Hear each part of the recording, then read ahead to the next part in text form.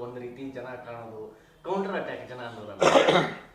ನಾವು ಒಂದು ಹೇಳ್ತೀನಿ, ಇದು ಕೌಂಟರ್ ಅಟ್ಯಾಕ್ ಮಾಡುವಂಥದ್ದು ಇದು ನಡೀತದೆ. ನಾನು ನಿನ್ನೆ ಪರಶುರಾಮ್ PSI ಪರಶುರಾಮ್ ಚಲ್ವಾದಿ ಅಂತ ಹೇಳಿ ಪಾಪ ಇತ್ತೀಚೆಗೆ ಮೃತಪಟ್ಟ, ಮನಸ್ಸಿಗೆ ವೇದನೆ ಮಾಡಿಕೊಂಡು ಮೃತಪಟ್ಟ ಅಂತ. ಯಾಕೆ ಮನಸ್ಸಿಗೆ ವೇದನೆ ಆಯಿತು? ಅಲ್ಲಿ ಶಾಸಕರು ಹಣ ಕೇಳಿದರು, ಮತ್ತೊಂದು ಕೇಳಿದರು, ಹಣ ಇಸ್ಕೊಂಡಿದ್ದಾರೆ. ಅವ್ರು ನಿನ್ನೆ ಅವ್ರ ಮನೆಗೆ ಹೋಗಿದ್ದೆ ನಾನು. ಅವ್ರ ತಾಯಿ ಹೇಳ್ತಾಯಿದ್ರು, ಅವ್ರ ಬ್ರದರ್ಸ್ ಹೇಳ್ತಾಯಿದ್ರು, ಏನೇನೋ ಹೊಂದಿಸಿ ಹಣನೂ ಕೊಟ್ವಿ, ಹಣನೂ ಹೋಯ್ತು, ಗುಣನೂ ಹೋಯ್ತು ಅಂದಂಗೆ ಹಣನೂ ಹೋಯ್ತು, ಜೀವನೂ ಹೋಯ್ತು. ಈ ರೀತಿ ಪರಿಸ್ಥಿತಿ ಇವತ್ತು. ಒಂದು ವರ್ಷ ಒಳಗಾಗಿ ಟ್ರಾನ್ಸ್ಫರ್ ಮಾಡಬಾರ್ದಂತಿದೆ, ಟ್ರಾನ್ಸ್ಫರ್ ಮಾಡ್ತಾರೆ. ಮತ್ತು ಎಲ್ಲಿ ಪೋಸ್ಟಿಂಗ್ ಆಗಿದೆಲ್ಲ ಆ ಪೋಸ್ಟಿಂಗ್ ಆದಲ್ಲಿ SP ಆಫೀಸ್ನಲ್ಲಿ ಕೆಲಸ ಮಾಡಲಿಕ್ಕೆ ಅಲ್ಲಿನೂ ಅಲೋ ಮಾಡೋದಿಲ್ಲ.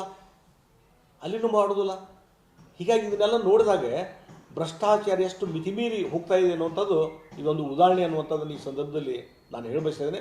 ಅದಕ್ಕಾಗಿ ಆ ಪಾಪ PSI ನೋಡಿ, ಈಗ ಕಾಂಗ್ರೆಸ್ಸಿನ ಶಾಸಕರಿದ್ದಾರೆ, FIR ಆಗಿದೆ. ಅವರು ಮುಖ್ಯಮಂತ್ರಿ ಕಡೆ ಹೋಗಿ ಪ್ರೆಸ್ ಸ್ಟೇಟ್ಮೆಂಟ್ ಕೊಡ್ತಾರೆ, ನಂದೇನು ತಪ್ಪಿಲ್ಲ ಅಂಥೇಳಿ.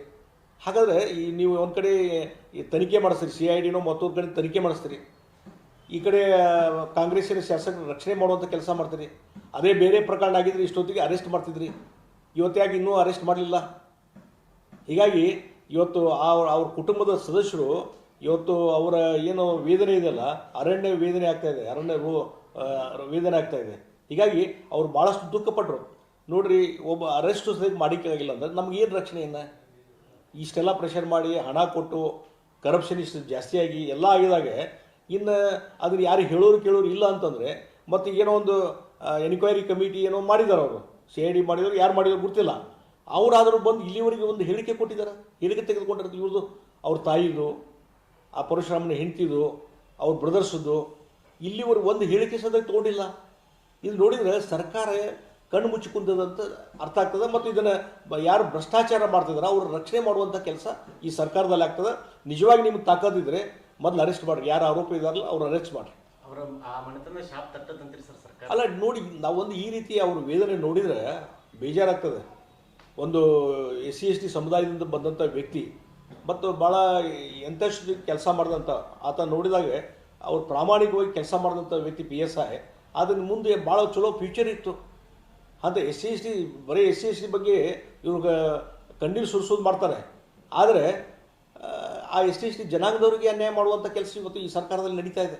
ಒಬ್ಬ PSI ಪರಶುರಾಮ್ ಚಲ್ವಾದಿ ಅಂತವನಿಗೆ ಸರಿಯಾಗಿ ರಕ್ಷಣೆ ಕೊಡೋದಾಗಿರುವಂಥದ್ದು ಸರ್ಕಾರ ಇನ್ನು ಯಾರಿಗೆ ಸರಿ ಅವ್ರ ಶಾಪ ತಟ್ಟದ. ಆ ಕುಟುಂಬದ ಇನ್ನೂವರೆಗೆ ಅವ್ರಿಗೆ ಯಾರಿಗೆ ಸ್ಟೇಟ್ಮೆಂಟ್ ತೊಗೊಂಡಿಲ್ಲ, ಏನೂ ಇಲ್ಲ. ಹಾಗಾಗಿ ಅದನ್ನು ಮುಚ್ಚಿ ಹಾಕುವಂಥ ಪ್ರಕರಣ ನಡೀತಾ ಇದೆ. ಅದಕ್ಕೆ ಇದನ್ನು ತಕ್ಷಣವೇ ಆ್ಯಕ್ಷನ್ ತಗೋಬೇಕು ಮತ್ತು ಅರೆಸ್ಟ್ ಮಾಡಬೇಕು ಮತ್ತು ಆ ಕುಟುಂಬದವರು ರಕ್ಷಣೆಗೆ ಬರಬೇಕು ಅನ್ನುವಂಥ ಒತ್ತಾಯವನ್ನು ಮಾಡ್ತೀವಿ. ಅವ್ರು ಬಂದರು, ಹೋದರು, ನೋಡಿದರು, ಎಕ್ಸ್ಪರ್ಟ್ ಟೀಮ್ನ ಕಳಿಸ್ತೀವಿ. ಅಲ್ಲಿ ನೋಡಿದರೆ ಸುಮಾರು ಒಂದು 130-133 TMC ಅದು ಅದರದ್ದು ಒಂದು ರೀತಿ ಸಂಗ್ರಹ ಮಾಡುವಂಥ ಸಾಮರ್ಥ್ಯ ಇರುವಂಥದ್ದು ಆ ಒಂದು ಡ್ಯಾಮ್. ಬ್ರಿಟಿಷ್ ಕಾಲದಲ್ಲೇ ಅದು ಕಟ್ಟಿದಂಥದ್ದು ಡ್ಯಾಮ್. ಬಹುಶಃ 70-75 ವರ್ಷ ಮೇಲೆ ಆಗಿದೆ ಡ್ಯಾಮ್ ಕಟ್ಟಿ. ಮತ್ತು ಇಲ್ಲಿವರೆಗೆ ಅಲ್ಲಿ ಕೆಲವರು ನಮ್ಗೆ ರಿಟೈರ್ಡ್ ಚೀಫ್ ಇಂಜಿನಿಯರ್ಸು ಅವರು ಭೇಟಿಯಾಗಿದ್ದರು. ಅಲ್ಲಿ ಹೋದಾಗ ಅವರು ಹೇಳೋ ಪ್ರಕಾರ ಇಲ್ಲಿವರೆಗೆ ಈ ಡ್ಯಾಮ್ನ ಇತಿಹಾಸದಲ್ಲಿ ಈ ರೀತಿ ಘಟನೆ ಆಗಿದ್ದು ಫಸ್ಟ್ ಟೈಮ್. ಇದು ಹಿಂಗ್ಯಾಕಾಯಿತು ಏನನ್ನುವಂಥದ್ದು ಭಾಳ ವಿಚಾರ ಮಾಡಬೇಕು ಅನ್ನುವಂಥ ಮಾತನ್ನು ಅವ್ರು ಹೇಳ್ತಾಯಿದ್ರು. ಮತ್ತು ಅಲ್ಲಿ ಹೋದಾಗ ಅಲ್ಲಿ ಒಂದೇನಾಗಿದೆ, ಈಗ ಅಲ್ಲಿ ಈ ತುಂಗಭದ್ರಾ ಡ್ಯಾಮ್ ಇದರಿಂದ ಏನೊಂದು ನೀರು ಸರಬರಾಜು ಆಗ್ತದೆ ರೈತರಿಗೆ, ಅವ್ರ ಹೊಲಕ್ಕೆ ನೀರೇನು ಹೋಗ್ತದೆ, ಇರಿಗೇಷನ್ ಮಾಡ್ತಾರೆ, ವರ್ಷಕ್ಕೆ 2 ಕ್ರಾಪ್ ಬೆಳೀತಾರೆ. 2-3 ಕ್ರಾಪ್ ಬೆಳೀತಾರೆ. ಸುಮಾರು 12 ಲಕ್ಷ ಎಕರೆಗೆ ಇದು ನೀರಾವರಿ ಲಾಭ ಆಗಿದ್ದು ನಾವು ನೋಡ್ತಾ ಇದ್ದೀವಿ. ಮತ್ತು ಕಳೆದ 6 ತಿಂಗಳ ಹಿಂದೆ ನೀರು ಇರಲಿಲ್ಲ ಅಲ್ಲಿ ಡ್ಯಾಮ್ನಲ್ಲಿ. ಆವಾಗ ಸರಿಯಾದಂಥ ನಿರ್ವಹಣೆ ಮಾಡಿಬಿಟ್ಟಿದ್ರೆ ಬಹುಶಃ ಇದು ಅನಾಹುತ ಆಗಲಿಕ್ಕೆ ಸಾಧ್ಯ ಇರಲಿಲ್ಲ. ನಿರ್ವಹಣೆ ಮಾಡದೇ ಇರುವುದೇ ಮೇನ್ ಬೇಕು. ಮತ್ತು ಅಲ್ಲಿ ಕೆಲವರು ಹೇಳಿದ ಪ್ರಕಾರ ಪ್ರತಿ ವರ್ಷ ನಿರ್ವಹಣೆ ಸಲುವಾಗಿಯೇ ದುಡ್ಡಿಟ್ಟು ಟೆಂಡರ್ ಕರೆದು ನಿರ್ವಹಣೆ ಮಾಡುವಂಥದ್ದು ನೋಡ್ತಾರೆ. ಆದರೆ ಆ ರೀತಿ ಯಾವುದೇ ರೀತಿಯಾದಂಥ ಒಂದು ರೆಕಾರ್ಡ್ ಆಗಲಿ ಮತ್ತೊಂದಾಗಲಿ ಯಾವುದೂ ಇಲ್ಲದಂಥ ಪರಿಸ್ಥಿತಿ ಇವತ್ತು ನಾವು ನೋಡ್ತಾ ಇದ್ದೀವಿ. ಹೀಗಾಗಿ ಇಲ್ಲಿ ಸರ್ಕಾರದ ಈಗೇನಾಗಿದೆ, CM DCM ಅವ್ರ ಮೇಲೆ ಭ್ರಷ್ಟಾಚಾರದ ಹಗರಣ, ಇದಕ್ಕೆ ಬರೀ ಅವರು ಉತ್ತರ ಕೊಡೋದು, ಅದರ ಹಿನ್ನೆಲೆಯಲ್ಲಿ ರಾಜಕಾರಣ ಮಾಡುವಂಥದ್ದು, ಪ್ರತಿಪಕ್ಷಗಳಿಗೆ ಬೈಯುವಂಥದ್ದು ಇದೇ ಕೆಲಸ ಬಹುಶಃ ಇರಿಗೇಷನ್ ಮಿನಿಸ್ಟ್ರು, ರಾಜ್ಯ ಕಾಂಗ್ರೆಸ್ ಅಧ್ಯಕ್ಷರು ಇರ್ಬೋದು, ಮತ್ತು ಇರಿಗೇಷನ್ ಮಿನಿಸ್ಟ್ರು ಅದರ DCM ಅದಾರ. ಹೀಗಾಗಿ ಬಹುಶಃ ಅವ್ರಿಗೆ ಟೈಮ್ ಸಿಕ್ಕಿಲ್ಲ ಇಲ್ಲಿ ಮೀಟಿಂಗ್ ಮಾಡಲಿಕ್ಕೆ. ನಿನ್ನೆ ಬಂದರು, ಅಟ್ಲೀಸ್ಟ್ ಒಂದು ಮೀಟಿಂಗ್ ಮಾಡಿ ಅಲ್ಲಿದ್ದಂಥ ಜನರ ಅಭಿಪ್ರಾಯ, ರೈತರ ಅಭಿಪ್ರಾಯ ತಗೊಂಡು ಮತ್ತು ಅನುಭವ ಇದ್ದಂಥವ್ರ ಮಾತು ಕೇಳಿಕೊಂಡು ಒಂದೇನೋ ಮೀಟಿಂಗ್ ತರಾತರಿ ಬಂದರು, ನೋಡಿದರು, ಊಟ ಮಾಡಿದರು, ಹಾಗೆ ಹೊಂಟುಬಿಟ್ರು. ಹೀಗಾಗಿ ಇದರಲ್ಲಿ ಸೀರಿಯಸ್ನೆಸ್ ಕಂಡು ಬರೋದಿಲ್ಲ. ಇವತ್ತು ರಾಜ್ಯ ಸರ್ಕಾರದಲ್ಲಿ ಒಂದು ಸೀರಿಯಸ್ನೆಸ್ ಏನಿರಬೇಕು ಇಂಥ ಅನಾಹುತ ಆದಾಗ ಅದು ಯಾವುದೂ ಕಂಡು ಬರಲಿಲ್ಲ. ಮತ್ತು ಇದರಿಂದ ಏನಾಗಿದೆ, ಈಗ ನಮ್ಮ ರೈತರಿಗೆ ಇದು ಸಫರ್ ಆಗೋದು ನಮ್ಮ ರೈತರು, ಆ ಭಾಗದ ರೈತರು 3-4 ಜಿಲ್ಲೆಯಲ್ಲಿ ರೈತರಿಗೆ ಇವತ್ತು ತೊಂದರೆ ಆಗ್ತಾಯಿದೆ. ಇದರಿಂದ ಏನು ಕ್ರಾಪ್ ಲಾಸ್ ಆಗ್ತದೆ, ಇನ್ನೊಂದು ಒಂದು ಬೆಳಿಲಿಕ್ಕೆ ಆಗ್ತದೋ ಇಲ್ಲ ಗೊತ್ತಿಲ್ಲ, ಒಂದು ಬೆಳಿಲಿಕ್ಕೂ ಆಗೋದಿಲ್ಲ ಆ ಪರಿಸ್ಥಿತಿ. ಈಗ ನೋಡ್ರಿ 130 TMC ಒಂದು 30 TMC ಹೂಳು ತುಂಬಿದೆ. ಇನ್ನು 105 TMC ಒಳಗೆ ಸುಮಾರು 60 TMC ನೀರು ಬಿಡಬೇಕಂತಾರೆ. 60 TMC ಬಿಟ್ಟರೆ ಬರೀ 40 TMC. ಆ 40 TMC ಕುಡಿಲಿಕ್ಕೂ ಆಗೋದಿಲ್ಲ, ಕುಡಿ ನೀರಿನ ಸಲುವಾಗಿ ಸರಬರಾಜು ಮಾಡಲಿಕ್ಕೂ ಆಗೋದಿಲ್ಲ. ಇನ್ನು ರೈತರಿಗೆ ಬೆಳೆ ಬೆಳಿಲಿಕ್ಕೆ ನೀರು ಎಲ್ಲಿ ಕೊಡ್ತೀರಿ? ಹೀಗಾಗಿ ಬಹುಶಃ ಎರಡೂ ಮುಂದೆ ಬರುವಂಥ ಎರಡೂ ಕ್ರಾಪ್ ಈಗಾಗಲೇ ಕೆಲವು ಕಡೆ ಬಿತ್ತನೆ ಆಗಿದೆ, ಅವ್ರಿಗೆ ನೀರಿಲ್ಲ. ಹೀಗಾಗಿ ಈ ಬಿತ್ತನೆ ಆಗುವಂಥದ್ದು ಮತ್ತು ಅವರಿಗೆ ಎರಡೂ ಕ್ರಾಪ್ ಲಾಸ್ ಆಗುವಂಥದ್ದು. ಆ ಪರಿಹಾರಧನ ಕೊಡುವಂಥ ಕೆಲಸ ಮಾಡ್ತೀವಿ ಸರ್ಕಾರದವರು, ಅದನ್ನಾದರೂ ಭರವಸೆ ಕೊಡ್ತೀವಿ ರೈತರಿಗೆ, ಅದೂ ಇಲ್ಲ.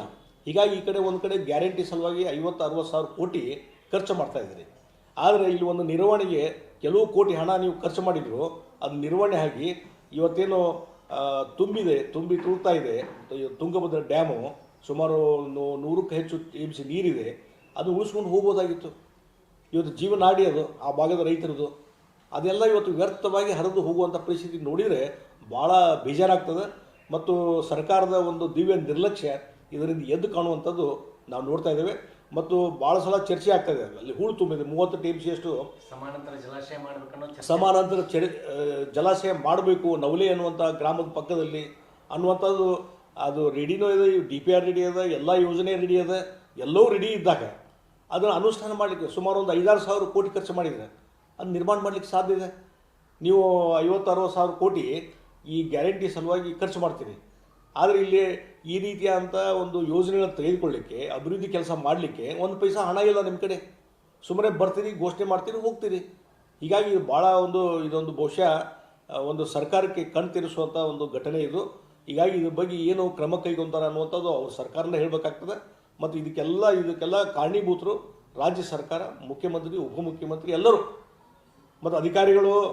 ಆಟೋಮೆಟಿಕ್ ಇವತ್ತು ರಾಜ್ಯ ಸರ್ಕಾರ ನಿರ್ಲಕ್ಷ್ಯ ಆಗಿದೆ ಅಂದರೆ, ಒಂದು ರೀತಿ ನಿಶ್ಚಯ ಆಗಿದೆ ಅಂದರೆ ಅಧಿಕಾರಿಗಳು ಕೆಲಸ ಮಾಡೋದಿಲ್ಲ. ಮತ್ತು ಅಲ್ಲಿ ಇದ್ದಂಥ ಅಧಿಕಾರಿಗಳು ಎಲ್ಲ ಇಂಜಿನಿಯರ್ಸು ಇನ್ಚಾರ್ಜ್